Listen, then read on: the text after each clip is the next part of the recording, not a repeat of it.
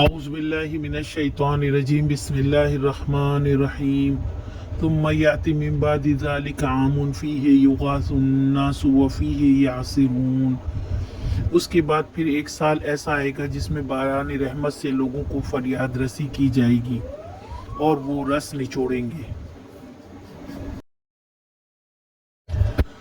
غیث بارش کو کہتے ہیں، مدد کو کہتے ہیں۔ اللہ تعالیٰ بارش کے ذریعے قحط زدہ لوگوں کی مدد کریں گے۔ تنگی اور خوشحالی کے 14 سال ختم ہو کر 15ویں سال لوگ پھلوں کا رس نچوڑیں گے، تلوں سے تیل، کنویں سے پانی اور زمینوں سے اناج اگائیں گے۔ گویا کہ اب یوسف علیہ السلام کی رہائی کا وقت اللہ تعالیٰ نے طے کر دیا ہے۔ اس خواب کے ذریعے انہیں ان کا مقام عطا کرے گا۔ عزیز مصر نے ان کو اپنے گھر رکھا، بہترین ٹھکانہ دیا اور اس کی قید سے یہ 2 ساتھی ملے۔ اب اسی مصر کے بادشاہ کا خواب ان کی رہائی کا سبب بنے گا۔ اللہ سبحانہ وتعالیٰ اپنی مشیت، حکمت اور اندازے پر پوری قدرت رکھتا ہے۔ وہ بہت علیم و حکیم ہے۔